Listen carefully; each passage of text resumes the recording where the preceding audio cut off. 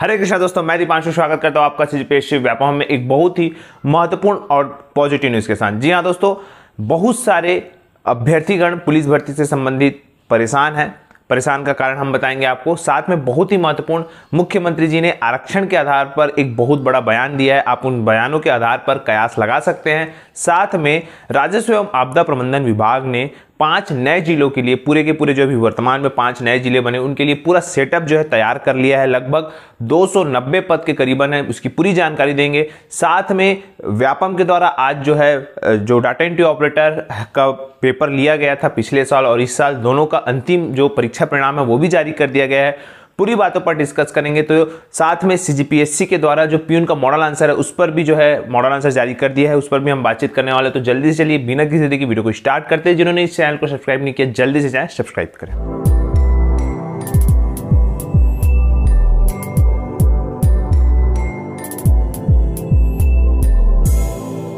सबसे पहले वीडियो को स्टार्ट करने से पहले आप सभी को ये बताना चाहूंगा कि व्यापम के द्वारा हाल ही में आज के ही दिन 2 जो अंतिम रिजल्ट है वो जारी किया गया है। जो डाटा एंट्री ऑपरेटर का 19 तारीख को लिया गया था, 19 दिसंबर पिछले साल 2021 को, उसका अंतिम परीक्षा परिणाम मतलब जब कौशल परीक्षा हुआ तब जाके वो कौशल परीक्षा के आधार पर वो जो टोटल उनकी सूची बनाई गई, जो लोग वहां पे पास हुए, उसके बाद उनकी जो फाइनल सूची है वो व्यापम ने तैयार की है। आप व्यापम की वेबसाइट पे जाके अपना रिजल्ट देख सकते हैं। सभी चयनित अभ्यर्थियों को हमारी तरफ से बहुत बहुत शुभकामनाएं। साथ में जो राज्य लघु वनोपज का भी एग्जाम हुआ था 6 फरवरी के आसपास, तो उसका भी जो फाइनल जो रिजल्ट है वो भी व्यापम की वेबसाइट पे आ चुका है। अब सवाल उठता है कि व्यापम के टीईटी का जो मॉडल आंसर है वो कब आएगा। देखिएगा, वो उसके लिए भी हरी झंडी मिल गई है, वो भी आपको तुरंत देखने को मिल जाएगा, क्योंकि व्यापम को बहुत ही जल्द जो है इसका रिजल्ट देना है।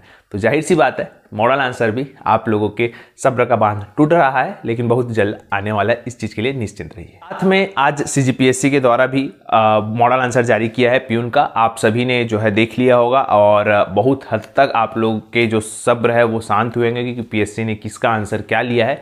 और नीचे आप कमेंट करके बता सकते हैं कि आपका कितना कितना नंबर प्यून में आ रहा है। अब हम बहुत ही महत्वपूर्ण, बहुत सारे अभ्यर्थीगण परेशान इस बात से है, अनुमति तो बहुत सारी वैकेंसियों को मिल रही है, परंतु उन अनुमतियों में धरातल पे कोई भी वैकेंसी निकलने को नहीं मिल रही है, देखने को नहीं मिल रही है। प्रकार का कि आखिर वैकेंसियां कब आएगी।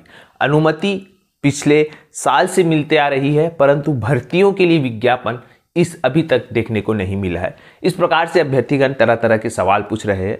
उसका एक ही आंसर है कि देखिएगा, अगले साल चुनाव है और इस साल के बोलना चाहिए बचे हैं सिर्फ 2 महीने। देखा जाए तो जो एग्जाम के दृष्टिकोण से बहुत ही महत्वपूर्ण है, वैकेंसियों के दृष्टिकोण से बहुत ही महत्वपूर्ण है। चूंकि नवंबर और दिसंबर का महीना यहाँ से जो साल चालू होगा, क्योंकि आप सभी जानते हैं कि 17 दिसंबर को छत्तीसगढ़ शासन के जो वर्तमान सरकार है उनके 4 साल कंप्लीट हो जाएंगे। और देखा जाए तो उसके बाद जो है अंतिम जो साल है वो स्टार्ट होने वाला है उनके कार्यकाल का। तो जाहिर सी बात है वैकेंसियां भी आपको उन्हीं के अनुरूप देखने को मिलेगी। फिलहाल आप लोग देख सकते हैं कि 6 नवंबर को व्यापम के द्वारा एग्जाम कंडक्ट कराया जा रहा है एसआई भर्ती का। लेकिन याद रखिएगा, उसका भी जो एग्जाम डेट है 2 बजे से 4:15 बजे तक के है। मतलब 6 नवंबर को व्यापम चाहे तो एक और एग्जाम कंडक्ट करा सकता है। ये चीज़ आप लोगों को बहुत बड़ा इंडिकेशन करता है।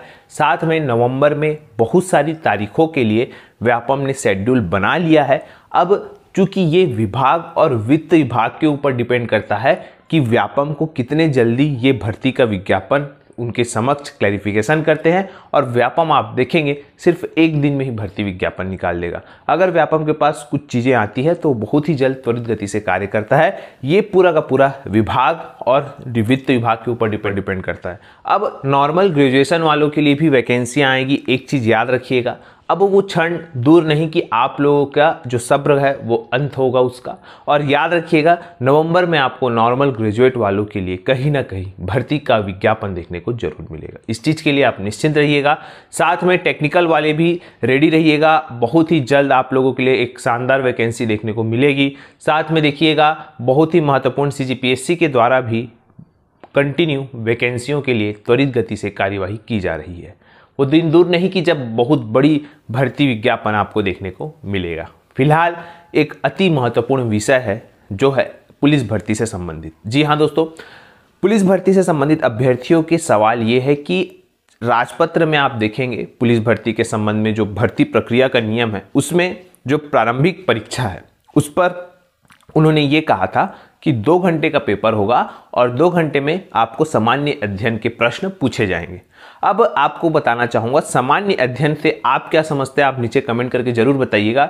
लेकिन चूंकि पुलिस विभाग ने सामान्य अध्ययन का क्या मतलब निकाला है वो देखें तो उन्होंने ये मतलब निकाला है कि इंडिया के 35 प्रश्न होंगे 105 नंबर के, छत्तीसगढ़ सामान्य अध्ययन के 25 प्रश्न होंगे 75 अंक के, कंप्यूटर से 5 प्रश्न होंगे 15 अंक के, गणित के 10 प्रश्न होंगे 30 अंक के, रीजनिंग मतलब मानसिक या तार्किक जिसको बोलते हैं उसके 10 प्रश्न होंगे 30 नंबर के, हिंदी के 10 प्रश्न होंगे 30 नंबर के, इंग्लिश के 5 प्रश्न होंगे 15 नंबर के। इस प्रकार से 100 प्रश्न होंगे 300 नंबर का होगा और यहाँ पे निगेटिव मार्किंग नहीं होगा। ये पुलिस विभाग ने ये मतलब निकाला है सामान्य अध्ययन का। आप क्या समझते सामान्य अध्ययन से जरूर नीचे कमेंट करके जरूर बताएं। अध्ययन में ये अभ्यर्थीगण जो परेशान है वो इस बात से परेशान है क्योंकि कंप्यूटर, हिंदी और इंग्लिश लगभग देखा जाए तो ये जो लगभग 20 प्रश्न है ये 20 प्रश्न वो कहीं ना कहीं उनको 20 प्रश्न के लिए बहुत ज़्यादा मेहनत करना पड़ेगा। 20 प्रश्न मतलब सीधी सीधी बात है 60 नंबर उनके लिए बहुत ही मतलब दिक्कत का सामना करना पड़ेगा क्योंकि वो इसकी तैयारी कर रहे थे, इसकी भी तैयारी कर रहे थे, इसकी और इसकी, ये 4 सब्जेक्ट की वो तैयारी कर रहे थे।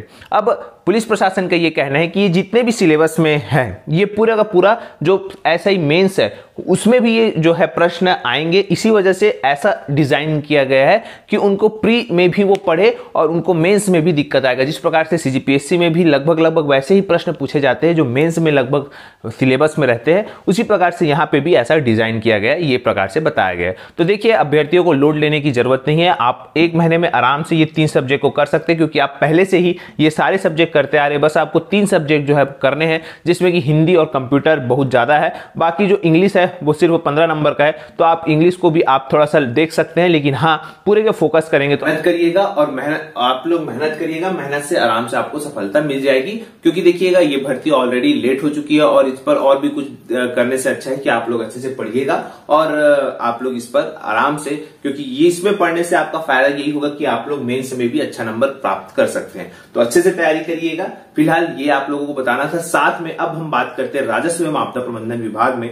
जैसा कि आपके स्क्रीन पर शो हो रहा होगा, देखिएगा यहाँ पे अभी हाल ही आज के दिन में मनेन्द्रगढ़, चिरमिरी और भरतपुर और शक्ति के लिए लगभग 116 पद के लिए जो है स्वीकृति मिली है, जिसमें कि आप लोगों ने देखा होगा डिप्टी कलेक्टर से लेकर डिप्टी कलेक्टर तक जो बोला जिला कलेक्टर में लगभग 86 पद है दोनों जिलों के लिए। अगर हम एक जिले की बात करें तो एक जिले में लगभग 43 पोस्ट है। तो ये रही बात। और राजस्व जो भू अभिलेख कार्यालय है वहां लगभग 30 पद का जो है उनको स्वीकृति मिली है। इस प्रकार से आप देखेंगे तो लगभग इसी महीने सबसे पहले 5 सितंबर को खैरागढ़ जिले के लिए 43 पोस्ट और 15 पोस्ट टोटल 58 पोस्ट के लिए जो है सेटअप तैयार किया गया वित्त विभाग से।